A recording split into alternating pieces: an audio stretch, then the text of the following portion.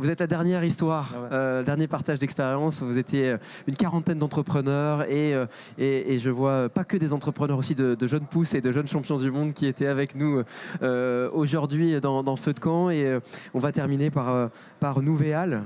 Vous en êtes encore des Lyonnais. Hein. Eh, des Lyonnais encore, c'est vrai, ça. Il y en a eu beaucoup aujourd'hui. On a eu beaucoup de Bretons, beaucoup de Lyonnais, quelques Nantais. Voilà, c'est bien, c'est toute la France qui rayonne aujourd'hui à Big et sur ce plateau de Tribu. Vous êtes directeur marketing communication de Nouvéal. Exactement. C'est bien ça, qui existe depuis 2013 et on parle d'IA santé.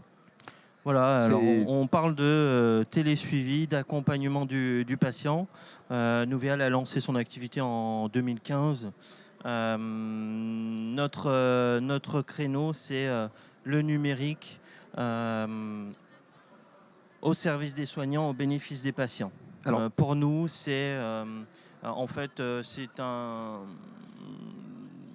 une plateforme qui permet d'accompagner les patients et qui permet aux soignants de ne pas perdre de vue les soignés, hein, ceux qui s'en vont de l'établissement de santé, de continuer à veiller sur leur état de santé, leur état clinique et d'être prévenus si finalement le patient chez lui, après une opération ou après une séance de chimiothérapie, a des indications qui font qu'on voit que son état décline. Voilà. Quel était le constat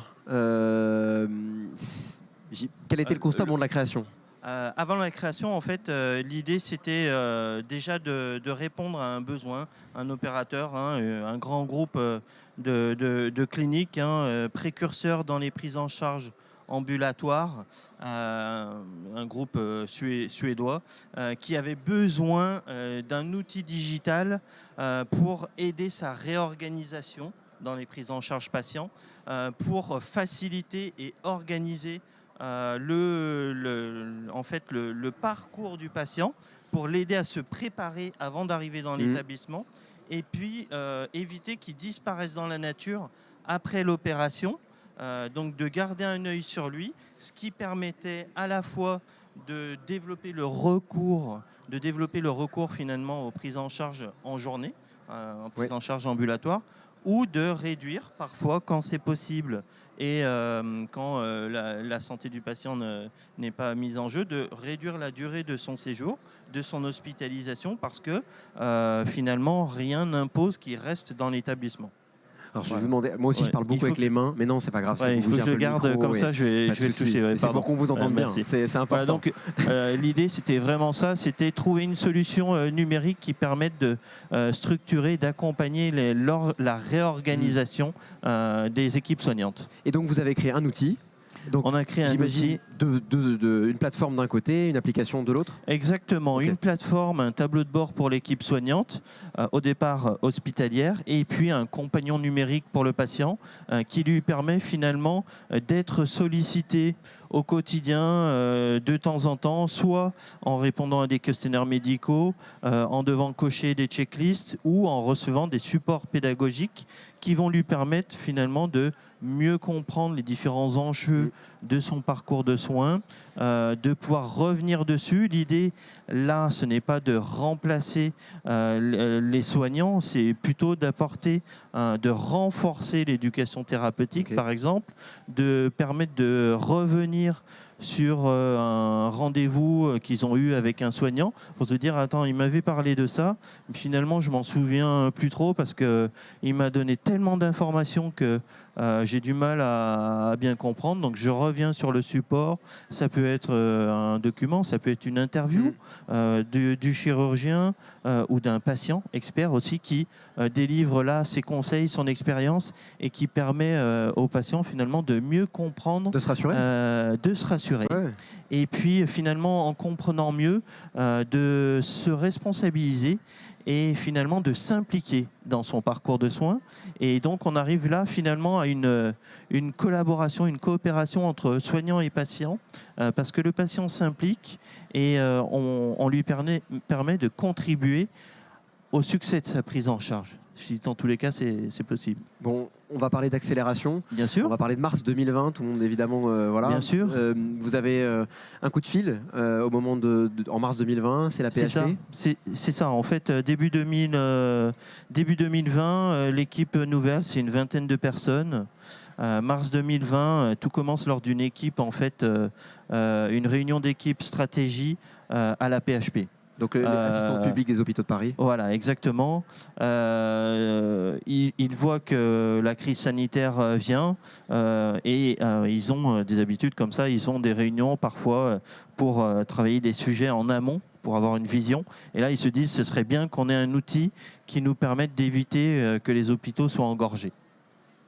Le lendemain, Nouvéal reçoit un coup de fil de la DSI, de la direction informatique de la PHP, qui nous convie à venir les rencontrer pour être challengés en fait, sur le projet, sur l'application dont ils ont besoin. Et puis donc on monte le mercredi, on défend notre expérience.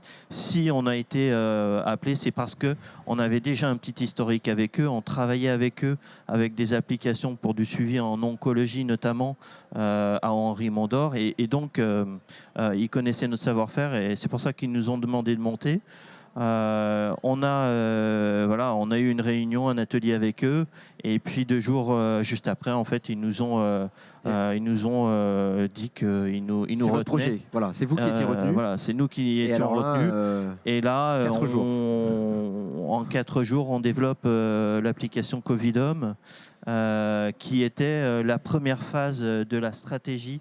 Là, pour le coup, de la région Île-de-France, puisqu'il s'agissait là d'un projet qui est parti de la PHP, mais qui a tout de suite été chercher l'URPS, médecin généraliste Île-de-France, l'ARS, pour avoir tout le monde autour de la table et de dire comment on fait, de quoi avons-nous besoin, comment on peut s'organiser. Et là, on assiste finalement à des levées de verrous et tout le monde dit « Ok, médecine de ville, il faut qu'on enrôle les patients suspects, cas contacts ou pas graves et on réserve les cas graves aux établissements de santé. » Et donc, nous, on développe très rapidement une première version de l'application qui permet tout de suite de commencer à suivre la stratégie sanitaire qui avait été définie au niveau régional.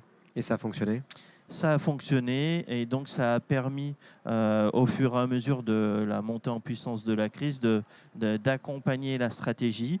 Et on a donc pendant des mois accompagné finalement les besoins on va dire en intégrant de nouvelles fonctionnalités au fur et à mesure dans Covidom pour accompagner la stratégie qui avait besoin d'évoluer parce qu'une vague, une deuxième vague, plus les mêmes besoins, plus les mêmes problématiques. Et donc, on a vraiment collaboré avec les soignants. On se disait, nous, à notre manière, on est aussi des soignants, on participe à l'effort et on a vraiment essayé de faire de notre mieux. Je pense que on l'a bien fait. Mickaël, il me reste plus beaucoup de temps, mais c'est aussi à cette période qu'il y a eu une accélération et surtout la Poste Santé qui était déjà dans l'actionnariat, devenu actionnaire majoritaire aussi. Ça, c'était une autre étape, une nouvelle étape en juillet 2020.